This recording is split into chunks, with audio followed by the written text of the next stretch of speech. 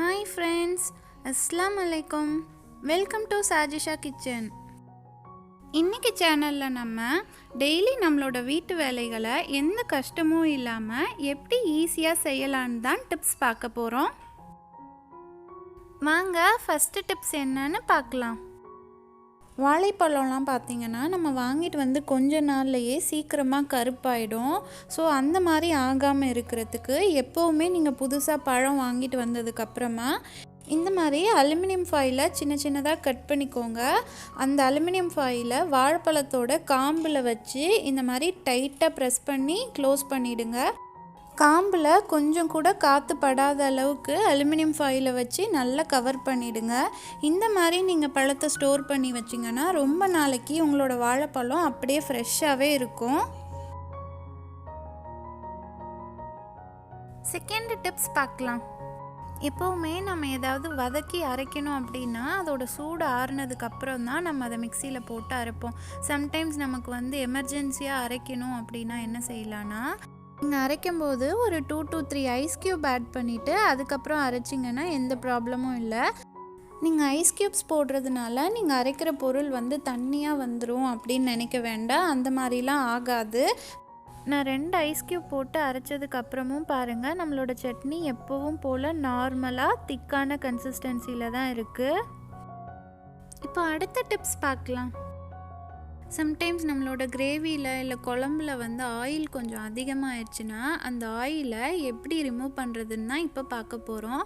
இந்த மாதிரி ஒரு கரண்டியில் இல்லை கிண்ணத்தில் கொஞ்சம் ஐஸ் க்யூப்ஸை போட்டு அதை உங்கள் கிரேவியில் வச்சிங்கன்னா அந்த கிரேவியில் இருக்க எக்ஸஸ் ஆயில் எல்லாமே இந்த கரண்டியோட பேஸில் நல்லாவே ஒட்டிக்கும். அதுக்கப்புறமா அதை நீங்கள் ஒரு டிஷ்யூ இல்லை துணி வச்சு தொடச்சி எடுத்துடலாம். இந்த மாதிரி எவ்வளோ ஆயிலை நீங்கள் ரிமூவ் பண்ணணுமோ அத்தனை டைம்ஸ் நீங்கள் வச்சு எடுத்துக்கோங்க. உங்களோட கிரேவி நல்லா சூடாக இருக்கும்போது மட்டும்தான் இந்த டெக்னிக் ஒர்க் அவுட் ஆகும். ஸோ நீங்கள் அடுப்புலேருந்து எடுத்த உடனே இந்த மாதிரி ட்ரை பண்ணி எக்ஸஸ் ஆயிலை ஈஸியாக ரிமூவ் பண்ணிடலாம். இந்த கிரேவியில் நான் டோட்டலாக 8 டைம்ஸ் இந்த மாதிரி வச்சு எடுத்ததுக்கப்புறம் தான் கிரேவியிலேருந்து எக்ஸஸ் ஆயிலெலாம் ரிமூவ் ஆச்சு. இந்த டிப்ஸ் உங்களுக்கு ரொம்பவே யூஸ்ஃபுல்லாக இருக்கும். நீங்களும் இதை ட்ரை பண்ணி பாருங்கள். இப்போ அடுத்த டிப்ஸ் பார்க்கலாம். வெங்காயம்லாம் பார்த்திங்கன்னா ரொம்ப தின்னாக வேணும் அப்படின்னு சொல்லி நம்ம கத்தியில் கட் பண்ணோன்னா நமக்கு டைம் ரொம்பவே அதிகமாகும். அப்படியும் கத்தியில் பண்ணால் கூட அது அந்தளவுக்கு தின்னாக நம்மளால் கட் பண்ண முடியாது. ஸோ ஆனியனை இந்த மாதிரி நீங்கள் பீல் பண்ணிங்கன்னா ரொம்பவே மெலிசாக உங்களுக்கு ஸ்லைசஸ் கிடைக்கும். பாருங்கள், இப்போ நான் பீல் பண்ண எவ்வளோ தின் ஸ்லைசஸ் ஆஃப் ஆனியன் வந்துட்டுருக்குன்னு. கஷ்டமே இல்லாமல் ரொம்ப ஈஸியாக இனிமேல் உங்களுக்கு தின் ஸ்லைசஸ் ஆனியன் வேணும்னா இந்த மாதிரி ஈஸியாக பீல் பண்ணி எடுத்துருங்க. இந்த ஆனியன்ஸை நீங்கள் ஃப்ரை பண்ணும்போது ரொம்பவே கிறிஸ்பியாக நல்லாவே வரும். பாருங்கள், நம்மளோட ஆனியன் எவ்வளோ தின்னாக இருக்குன்னு பார்க்குறதுக்கே ரொம்ப அழகாக இருக்குது.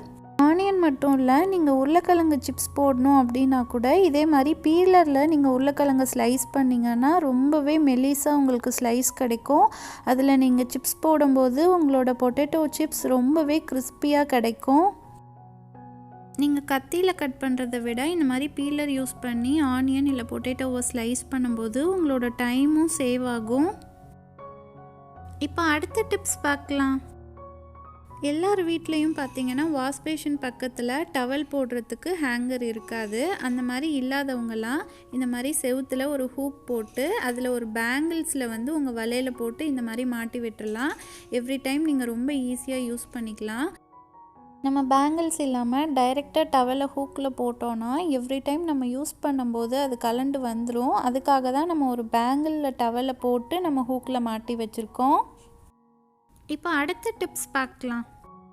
நம்ம எப்போவுமே வெஜிடபிள்ஸ் கட் பண்ணும்போது பார்த்திங்கன்னா கட்டிங் போர்டில் கட் பண்ணி முடிச்சுட்டு அதோட தோலெல்லாம் சுற்றி போட்டு வச்சுருப்போம். அதுக்கப்புறம் திரும்ப ஒரு வாட்டி க்ளீன் பண்ணுவோம். இனிமேல் அந்த மாதிரி பண்ணாதீங்க. எப்போல்லாம் நீங்கள் வெஜ்ஜீஸ் கட் பண்ண போகிறீங்களோ அப்போது இந்த மாதிரி ஒரு கவரை உங்கள் கட்டிங் போர்டுக்கு கீழே மாட்டி விட்டுருங்க. அப்படி இல்லைன்னா நீங்கள் பேப்பரை கூட கவருக்கு கீழே கொஞ்சம் எக்ஸ்டெண்ட் பண்ணி வச்சிடலாம். நீங்கள் கட் பண்ணும்போது கிடைக்கிற வெஜிடபிள் வேஸ்ட் எல்லாத்தையும் அந்த கவரில் அப்படியே தள்ளி விட்டுருங்க. ஸோ காய்கறி கட் பண்ணி முடித்ததுக்கப்புறமா உங்களுக்கு தனியாக க்ளீன் பண்ணுற வேலை எதுவும் இருக்காது. அந்த கவரை டைரெக்டாக நீங்கள் டஸ்ட்பினில் போட்டுடலாம். இப்போ அடுத்த டிப்ஸ் பார்க்கலாம்.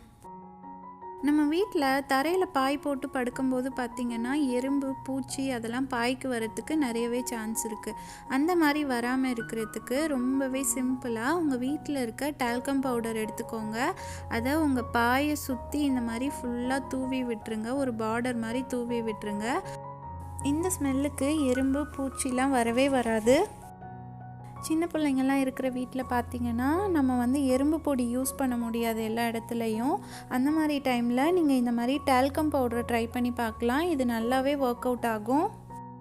அப்புறம் நம்ம பாய் யூஸ் பண்ணி முடித்ததுக்கப்புறம் நம்ம பாயை இந்த மாதிரி ஃபோல்ட் பண்ணி வச்சோன்னா அது பார்க்குறதுக்கு நீட்டாகவும் இருக்கும். நம்ம பாயோட லைஃப்பும் ரொம்ப நாளைக்கு வரும். இப்போது 8th டிப்ஸ் பார்க்கலாம். எல்லாருக்கும் ரொம்ப கஷ்டமான வேலைன்னு பார்த்தோன்னா ஊசியில் நூல் கோக்குறது தான். நம்ம என்ன தான் ட்ரை பண்ணாலும் அவ்வளோ சீக்கிரத்தில் நம்மளால் கோர்த்துட முடியாது. ரொம்பவே சிம்பிளான இந்த டிப்ஸை நீங்கள் ஃபாலோ பண்ணிங்கன்னா ஈஸியாக நூல் கோர்த்துடுவீங்க. கொஞ்சமாக பேஸ்ட் எடுத்து அந்த பேஸ்ட்டை நூல்கண்டோட ஒரு எண்டில் நல்லா அப்ளை பண்ணிடுங்க. ஃபியூ செகண்ட்ஸில் அந்த பேஸ்ட்டு காஞ்சதுக்கப்புறமா அந்த நூல் பார்த்திங்கன்னா நல்லா ஸ்டிஃபாக மாறிடும். அதுக்கப்புறமா நீங்கள் நூலை ஊசிக்குள்ளே விட்டிங்கன்னா டக்குன்னு உள்ளே போயிடும். பாருங்கள் எவ்வளோ ஈஸியாக நம்ம நூலை ஊசிக்குள்ளே விட்டாச்சுன்னு. நீங்களும் இந்த டிப்ஸை ட்ரை பண்ணி பாருங்கள். இப்போ அடுத்த டிப்ஸ் பார்க்கலாம். எப்போல்லாம் வெளியில் கிளம்புறோமோ அப்போ நம்ம கடைசி நேரத்தில் தேடுற ஒரு விஷயம்னு பார்த்தோன்னா அது சாவி தான். நம்ம சாவியை டோர்லேயே வச்சோன்னா கண்டிப்பாக குட்டி பசங்க அதை எடுத்து எங்கேயாவது போட்டுருவாங்க. இல்லை நம்மளே வேற எங்கேயாவது வச்சா கூட சம்டைம்ஸ் அதை மறந்துடுவோம். அந்த மாதிரி ஆகாமல் இருக்கிறதுக்கு எப்போவுமே உங்களோட டோரில் ஒரு ஹூக் ஃபிக்ஸ் பண்ணி வச்சுக்கோங்க. அந்த ஹூக்கில் நீங்கள் சாவியை மாட்டி விட்டுருங்க. இந்த மாதிரி நீங்கள் ஃபாலோ பண்ணிங்கன்னா உங்களோட சாவி தொலைஞ்சு போகிறதுக்கு சான்ஸே இல்லை. இப்போ 10th டிப்ஸ் பார்க்கலாம். நம்ம வீட்டில் யூஸ் பண்ணுற தேங்காய் எண்ணெய்லாம் பார்த்திங்கன்னா யூஸ் பண்ண ஸ்டார்ட் பண்ணி கொஞ்ச நாள்லையே ஒரு மாதிரி ஸ்மெல் வர ஆரம்பிச்சிடும். அந்த மாதிரி வராமல் இருக்கிறதுக்கு எப்போவுமே நீங்கள் தேங்காய் எண்ணெய் புதுசு பிரித்ததுக்கப்புறமா அதில் கொஞ்சமாக வெந்தயம் போட்டு வச்சுட்டு அதுக்கப்புறமா நீங்கள் அதை யூஸ் பண்ண ஆரம்பிச்சிங்கன்னா தேங்காய் எண்ணெயிலேருந்து எந்த ஸ்மெல்லும் வரவே வராது எவ்வளோ நாள் ஆனாலும்.